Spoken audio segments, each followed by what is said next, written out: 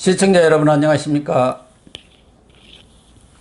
추석 연휴 평안하게 보내시기 바랍니다.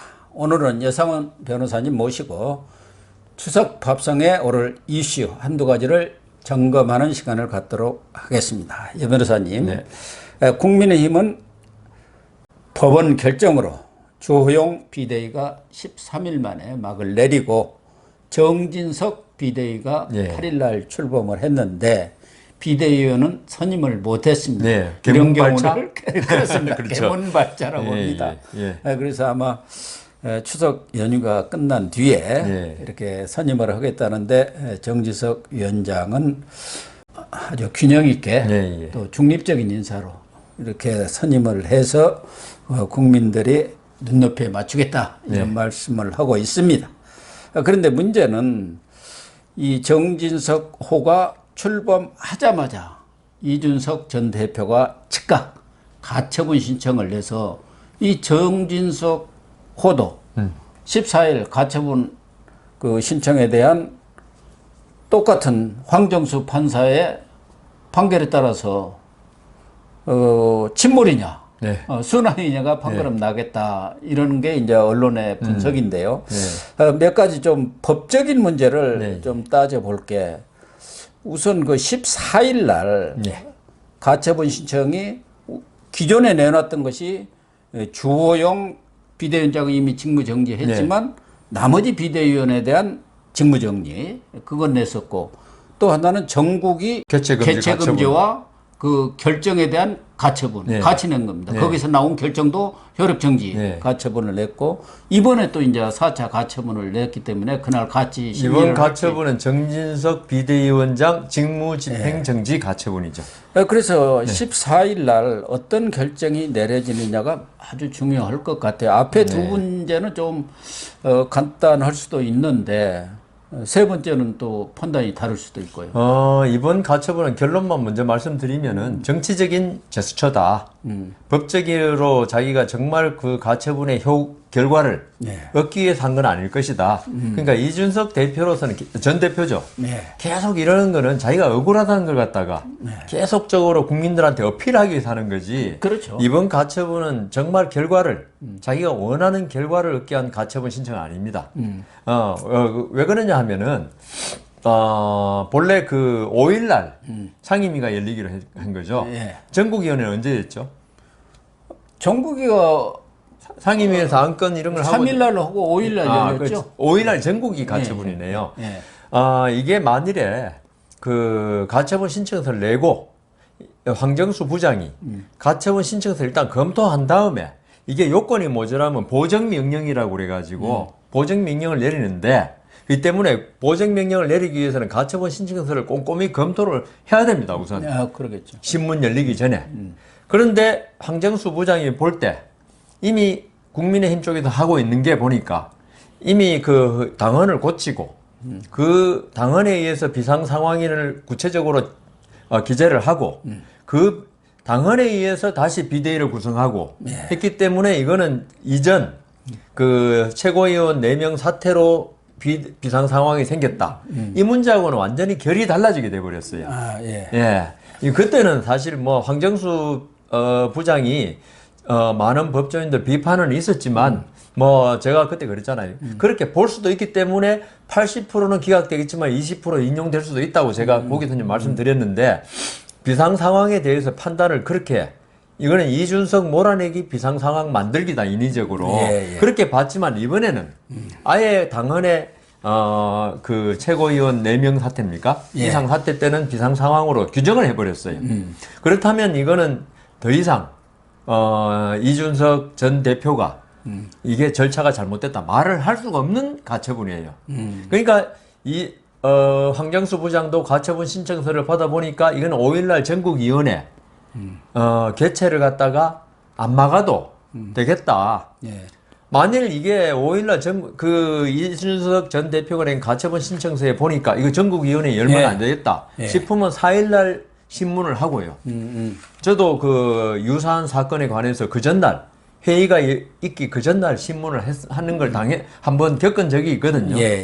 그런데 4일날 오후 한 2시쯤 신문을 하고 6시 이전에 퇴근 시간 이전에 결정을 내립니다. 예. 왜냐하면 이게 전국위원회 일단 열려버리고 그다음 비대위가 구성되고 이런 기정사실화되면 법조인들이 좀 하기 싫어하는 게 기정사실을 뒤집는 거 이걸 싫어합니다. 특히나 이번에는 황정수 부장이 기정사실을 안 만들 수도 있는 거예요. 전국위원회 개최해가지고 비대위원 선정이라는 그렇잖아요. 자기가 그 전국위원회 개최를 금지만 해버리면은 전국위원회 개최와 그에 따른 비대위원 구성이 아예 없잖아요. 그렇기 때문에 기존 사실이라는 게 없어요. 그렇기 때문에 판사들은 이런 경우를 대비해서 아예 기정사실화되는 걸 막기 위해서 안 하거든요. 그렇기 때문에 제가 볼 때는 4일날 신문해가지고 6시 이전에 결정을 내릴 건데 14일로 지금 신문기를 정했다. 이거는 이준석 전 대표의 가처분 신청을 받아들이기 힘들다는 그런 암묵적인 우리는 이제 판사 출신 변호사들 알아요. 이게 물론 주문이 나와야지 결정글이 나와야지 판사의 마음을 알 수 있다 하더라도 판사가 절차 진행하는 거 보면은 이 판사가 어떤 생각을 가지고 있구나. 그러겠죠. 저희들 해봤기 때문에 알기 때문에 14일로 전국위원회 끝나고 비대위원 선정 끝나고 14일 날 그 신문한다는 거는 이준석 전 대표한테 당신 말이 이제 들을 수가 없어.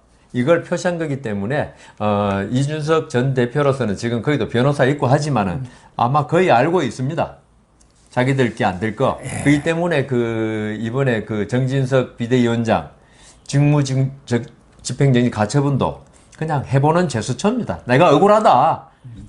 그러니까 우리 여 변호사님이 보기에는 지난번 황정수 판사가 주호영 위원장 직무정지 됐을 때 있었던 법적 하자들, 절차적, 내용적 하자들을 다 보완을 했다. 그렇죠. 그런 말씀 아니십니까? 그런데 이번에 이준석 측에서 낸 내용의 핵심은 최고위원 4명이 고리시 비상상황으로 규정한 거. 그게 소급입법이고 특정 개인을 겨냥한 처분적 법률이다. 특히 4명이 앞으로도 착당만 하면은 정당하게 당원들이라든가 국민에 의해서 또 30%는 국민 여론조사가 있으니 거기에서 선출된 대표를 언제든지 몰아낼 수 있는 쿠데타가 가능한 그거를 용인한 거기 때문에 이건 반헌법적이다. 이런 얘기를 지금 핵심적으로 그 논지를 냈더라고요. 거기에 변호사님들이 어떤 분인지 제가 모르겠는데 조금 억지가 아닌가. 그래요? 왜냐하면은 소급입법이라는 거 만일에 조영 전 비대위원장 이런 사람들 지위를 계속 유지하기 위해서 그걸 합법화하기 위해서 이걸 했으면 소급입법 맞죠. 주형 막기 위해서 이걸 소급해서 이걸 적용하겠다. 그런데 이번에 당헌 당규 개정에서는 그런 소급에 관한 규정이 없어요. 이거는 그 이후에 적용할 규정들이에요. 그렇지 않습니까? 그래가지고 그 이후에 이게 4명 이상 사퇴하면은 비상 상황으로 보는 거. 그걸 규정하고 그 이후에 이 당헌 당규에 따라서 어떤 비대위원 선정하고 비대위 구성이거든요. 그냥 소급 입법이 될 수가 없죠. 이거는 아예 처음부터. 그러니까 주호영 비대위원장의 지위를 유지하기 위해서면 소급 입법이 운운하는 게 맞을지 몰라도 그다음 쿠데타 이야기 하셨잖아요.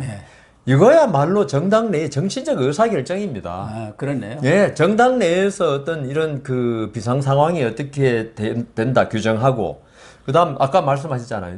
작당만 하면 4명 이상이 해가지고 그거는 정당이 그렇게 의사결정을 하는 거예요. 정치적인 의사결정을. 그렇죠. 그건 정치 행위니까. 그게 뭐 법적으로 된다는 게 없어요. 그건. 그건 정당의 그야말로 자율적인 의사결정이고 아니 한 명만 사퇴해도 비상 상황이라 할 수도 있어요. 그게 정치적으로 좀 무리다 이런 건 있을 수 있지만은 이게 법적으로 잘못됐다고 할 수 없어요. 왜냐하면 우리 정당은 최고위원 한 사람이 엄청나게 중요하기 때문에 한 사람만 사퇴해도 이게 비상 상황으로 본다고 보는 거죠. 이 때문에 이걸 가지고 자율성의 반헌법적이라는 게 이게 그런 주장이 반헌법적입니다. 정당의 자율성을 갖다가 무시하는 거기 때문에. 또 하나는 그때 주호영 비대위 위원장 결정 내릴 때 하나는 비상 상황을 억지로 만들었다는 것이고 인위적으로 두 번째는 그렇게 비대위가 출범함으로 인해서 징계 상태에 있는 이준석 대표가 이제 그 당시는 대표 네. 돌아갈 수 없는 회복 불가능한 손해를 본다. 예, 예. 그거였기 때문에 예. 지금도 그 상황은 똑같지 않느냐. 예, 그것 하나인데 그러나 지금 국민의힘에서는 그 16일 날 비대위가 출범하면서 기존 최고위는 해산하는 걸로 이렇게 예, 규정을 예. 해버렸기 때문에 예. 당 대표 자격은 그때 상실했고 지금 또 징계 상태이기 때문에 당원권도 정지돼서 예. 이준석 대표는 이 가처분 신청의 자격 자체 적격이 아니다. 자격 자체가 없다. 그렇게 또 국민의힘은 또 맞서고 아, 있더라고요. 그 부분은 조금 문제는 될 수 있어요. 예. 행정소송에서 공무원이 왜 파면, 예. 해임당해가지고 끝났을 때, 공무원 지위 확인, 예. 이런 걸 갖다가 예전에는 그래서 이제 월급 같은 거 소급 청구하는 거 있거든요. 그래서 안 된다고 그랬는데, 왜냐하면, 이미 공무원은 끝난 놈이 정년이, 이제 징계를 받았는데, 예. 징계가 그 진행 중에 정년이 되는 사람이 있어요. 정년이. 그러면 공무원 그 취소소송, 자격 파면한 거 취소소송, 되느냐 안 되느냐 해서 대법원에서는 이게 회복되면 그 월급도 더 받을 수 있고, 이런 그 실질적인 이익이기 때문에 소의 이익이 있다고 그랬거든요.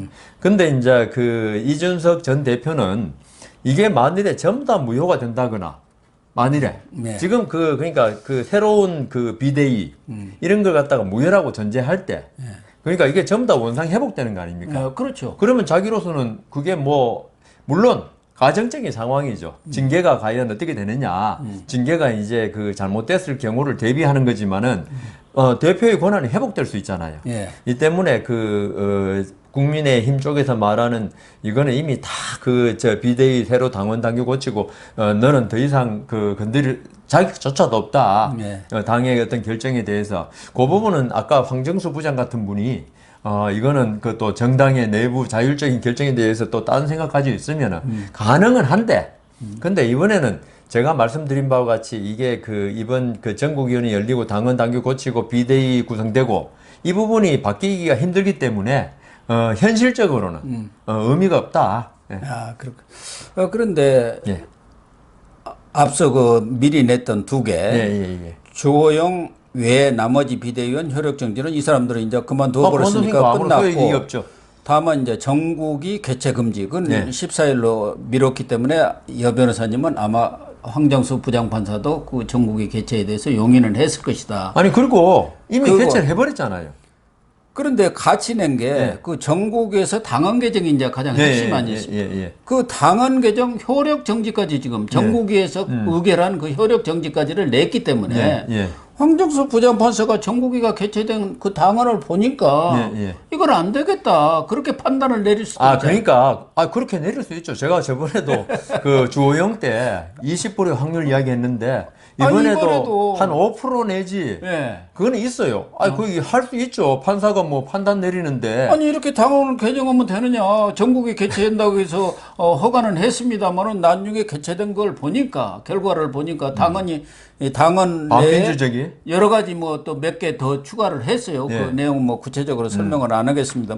그거 보니까 이거 아니네. 그렇게 할 수도 있잖아요. 그래서 황정수 부장 판사가 상당히 또 좀 이념적 그런 네. 성향도 있고 그래서 그렇게 될 경우 지금 국민의힘은 완전히 이제 뭐 그냥 파산으로 갈 가능성도 있다니까요. 그러니까 그거 지금 일부에서 걱정하는 거고 이준석 측에서는 그럴 가능성이 있다 지금 떠들고 있는 거예요. 이번에 당헌 당규 개정 내용은 예. 아까도 말씀드린 바와 같이 이거는 진짜 정당의 자율적인 문제입니다. 예. 마치 물론 정당이 일반 회사 상법상의 회사하고는 다르지만은 회사에서 우리 이사에 관해서 벌금만 받아도 이사가 될 수 없다는 정관을 만들었다 합시다. 예.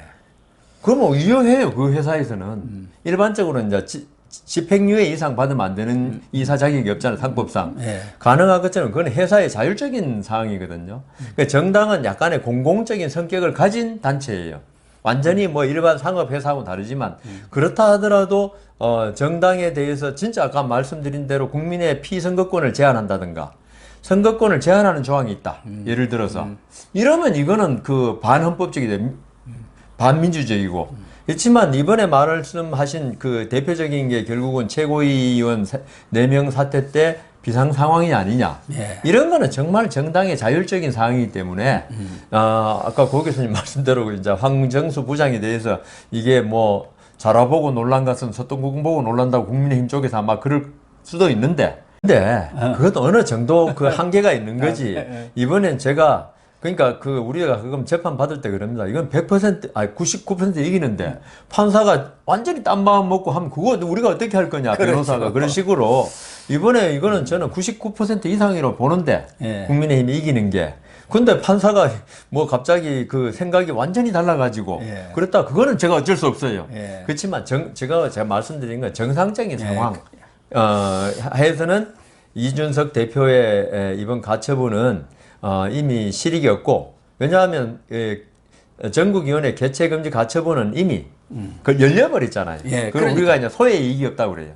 그걸 막을 이익이 벌써 열렸는데 그걸 막으면 뭐합니까? 그러니까. 예, 물난리 나는데 댐 만들면 뭐 하겠습니까? 그래서 끝났고 그다음 아까 말씀하신 그 결의 효력 정지 가처분 그러면 황정수 부장이 그러면 안 되죠. 그런 식으로 재판하면 안 되거든요. 네. 그러면 전국위원회를 개최 금지 가처분을 인용해야 돼요. 그렇죠. 그 결과가 그러니까 가져올 그 폭풍이라는 게 예. 어마어마하다고 아니 폭풍까지는 아니더라. 전국위원회가 열리는 의도를 다 알고 있는데 예. 가처분 신청이 다 나와 있잖아요. 알고 있는데 전국위원회 열어. 그래 내 14일로 정해줄게. 해놓고 전국위원회 열어라 해놓고 거기서 효력은 난데 이게 뭐 완전히 뭐 일종의 모순되지 않나요? 뭐 황정수 부장판사의 판단에 달려 있는 문제긴 하지만 그럴 그래요? 경우 예. 윤석열 정권 자체가 예. 동력을 상실하고 이 국가적인 혼란을 가져온다는 것은 재판부도 알 거 아닙니까? 알고 예. 이거는 국민의 힘을 편들어서가 아니고 어떤 그러니까요. 정치적인 결과를 생각 안 하더라도 저는 이제 법조인에게 법적인 관점에서만 이야기해도 그리고 법적인 관점도 있지만 우리 법조인들은 법원에서 일반적으로 업무를 이렇게 처리한다. 그리고 이때까지 쌓아온 여러 가지 관례가 있잖아요. 전례가 예, 있고 예, 이런 경우에는 황정수 부장이 효력정지 가처분 이런 걸 인용한다는 건 말이 안 된다. 그러면 전국위원회 개최 자체를 금지했어야지. 네, 그렇네요. 예. 예. 아무튼 황정수 부장판사가 우리 여 변호사님처럼 합리적인 좀 판단을 이번에는 꼭 해주셔야 할 것 같습니다. 그렇지 않아 가지고는 정말 나라가 엉망이 될 것 같고 뭐 국민의힘이 어떻게 된 건 그러니까요. 차치 억울하도 국민이 살기 힘들어지니까. 윤석열 정부가 동력을 잃어버릴 수밖에 없지 않습니까? 그렇죠. 그런 점에 대해서는 뭐 황정수 부장판사도 충분히 생각할 수 있는 예, 맞습니다. 그 정도 뭐 안 된 사람이 부장판사 그런 하겠습니까? 식견과 뭐 양식은 갖고 있지 않겠냐 그렇게 생각되는 걱정하지 거고요. 마십시오. 또 한나는 이제 경찰에서 16일 날 예. 이준석 대표에 대한 소환을 통보를 했고 이것도 이제 중요한 국민의힘으로서는 하나의 어떤 분수령이 된다 할까 그렇게 되지 않겠습니까? 그렇죠. 이준석 소환해서 조사하면 그걸로 이제 마무리가 되는 거고 이달 안에 수사를 매듭 짓겠다고 했으니까 뭐 20일 그무렵에서는 또 발표하지 않겠습니까? 30일 전에는. 그런데 지금 알려지기는 경찰이 공소권 없음 이렇게 할 가능성이 높다. 그러니까 성상납과 관련한 뭐 그 혐의, 알선 수재와 관련 혐의는 공소시효가 지나버렸다. 지금 조사해 보니까 그렇게 될 가능성이 있단 말이에요. 다만 이제 증거인멸 교사라든가 무고 혐의, 명예훼손 소송을 이준석이가 냈는데 거기에 대해서 가로세로 연구소 측의 강용석 변호사 등이 무고 혐의 이 부분은 또 어떤 판단을 낼지 모르겠는데 이준석이는 그 증거인멸 교사와 관련해서 김철근 전 정무실장의 휴대폰을 압수수색을 하려고 했는데 법원에서 기각을 했다는 거예요. 그거 봐라. 아마 유죄 혐의 나올 가능성은 1%도 안 될 것이다. 왜 압수수색을 기각했겠느냐. 휴대폰이 그 제일 중요한데 이 증거인멸 교사 이런 거 하려면은. 그래서 이 경찰 수사 결과도 어떻게 나오느냐가 중요할 것 같아요. 그렇죠. 특히 요새 경찰 분위기가 좀 싸하지 않습니까? 뭐 경찰 위에하고 밑에하고 기류가 좀 다른 것 같더라고요. 윤희근 청장은 뭐 좀 그런데 그게 뭐 총경회의 무슨 회의 뭐 해가지고 벌써 경찰이 어떻게 보면 윤석열 정부 길들이기에 들어선 게 아닌가 할 정도로 밑에 기류는 좀 그런 게 이게 민노총의 영향인지 아니죠. 그 사람들은 이 문재인 정권에서 검경 수사권 조정을 해서 자기들 하고 싶은 거 다 검찰에서 뺏어갖고 넘겨줬지 않습니까? 네. 민주당이 그 앞장섰잖아요. 그런데 윤석열 검수 정부 안 오히려 받고까지. 해소해 갔잖아요. 지금 해수에 가려고 하니까 총경회의하고 시행령으로. 경찰국까지 만들어갖고 이제 우리를 통제까지 통제하려다. 한다. 그러니까 그 밑에 사람들은 다르죠. 그러나 그렇죠. 뭐 수뇌부가 그렇게 생각한다 해갖고 요즘 뭐 밑에 사람들이 그렇게 그러니까요. 마음대로 움직입니까? 맞아요. 안 하겠다고 하면 못 하는 거예요. 그러니까 그게 이준석에 대해서 성상납 문제하고 요 문제에 대해서 제가 범죄 일시를 정확히 기억을 못 하겠네요. 근데 그 지금 공소시효 만료로 뭐 그렇다면 그럴 수 있겠죠. 그런데 이제 아까 말씀하신 대로 그 증거인멸 교사 김철근 실장이 가가지고 확약서 받은 거 있잖아. 써주고 7억 투자하겠다고 그거 하고 그다음 강용석 그게를 명예훼손으로 고소했는 거 있지 않습니까? 무거웠죠. 네, 그러니까 그것으로서는 저는 제 생각에 이준석 대표 좀 실수한 거다. 만일에 당 대표를 계속 유지하고 싶고 그렇다면 그건 고소를 안 했어야죠. 네. 그러면 그게 더 이상 문제될 게 없는데 이걸 이 명예훼손을 고소하고 무고로 다시 역고소 당하면은 결국은 성상납 문제가 수사가 안 될 수가 없는 거예요. 그렇죠. 그게 돼야지. 그게 만약 성상납이 없었다면은 명예훼손 고소가 맞고 무고도 무혐의. 그 전부 다 이준석 대표한테 전 대표한테 유리하게 가는 거잖아요. 그다음 7억 확약서 써준 거. 그거는 좀 문제는 지금 문제죠. 아무리 그래도 7억 아무런 성상납과 관계없다면 7억을 왜 써줬을까? 그게 수수께끼가 안 풀리니까 문제는 문제인데 여하튼 이준석 전 대표로서는 이 명예훼손 고소가 오히려 자기 발목 잡는 혹 때려다 혹 붙이는 그런 꼴이 돼버렸죠. 그러니까 성상납에 대해서는 지금 제가 그 범죄 일시하고 그다음 형사소송법에 정해진 공소시효를 봐야 되는데 그게 공소시효가 만료됐다 하더라도 나머지가 안 되기 때문에 수사를 하다 보면 성상납 수사를 안 할 수가 없고 당신 명예훼손 이야 아니야 할 때 그 전제로서 성상납 있나 없나가 전제가 되잖아요. 그러면은 명예훼손 된다면 성상납이 인정돼 버리면은 지금까지 이준석 대표가 나는 성상납과 관계없어 이게 전부 다 말이 거짓말이 돼 버리니까 지금 문제죠. 경찰에서 만약 그 증거인멸 교사라든가 뭐 김철근의 휴대폰과 관계없이 얼마든지 확약서 있는데요, 뭐. 수사가 돼 있을 거고 다른 정황 증거라든가 뭐 증언들이 다 있고 이 무고 혐의에 대해서도 그동안 이 성상납과 관련해서 그 사실 관계는 다 지금 확인이 돼야 있지 않습니까? 그렇기 때문에 만약에 경찰이 기소 의견으로 검찰한테 송치해버리면은 끝이죠. 이준석은 끝이에요. 끝이죠. 그러나 여기서 경찰이 또 애매하게 발표할 수가 있다고. 애매하게 발표할 수가 있는데 공소권이 없어서 그건 성상납이라든가 알선수재는 없지만 나머지 혐의에 대해서는 계속 수사를 하겠다든지. 계속 수사를 하겠다. 뭐 그런 거 있지 않습니까? 이번에 저 김혜경이 보니까 그랬지 않습니까? 그럼에도 불구하고 이제 윤리가 28일 날 열리기 때문에 만약에 이런 성상납과 관련된 어떤 정황 증거들이 경찰 수사에서 충분히 나왔다. 하면은 오히려 경찰로 가지고 뭐 이준석 할 게 아니라 윤리로 해서 깨끗하게 정리하면 되는 거 아니에요? 맞습니다. 그게 저는 제일 깨끗할 것 같아요. 비대위 출범함으로써 뭐 당 대표직도 없어졌지만 그 이준석 대표를 확인 사살이라 그러나요? 그렇게 하는 꼴이 되죠. 윤리위에서 한다면은. 그리고 윤리를 지금 두 번째 여는 거 아닙니까? 7월 달에 열었고. 근데 윤리를 왜 두 번 열겠습니까?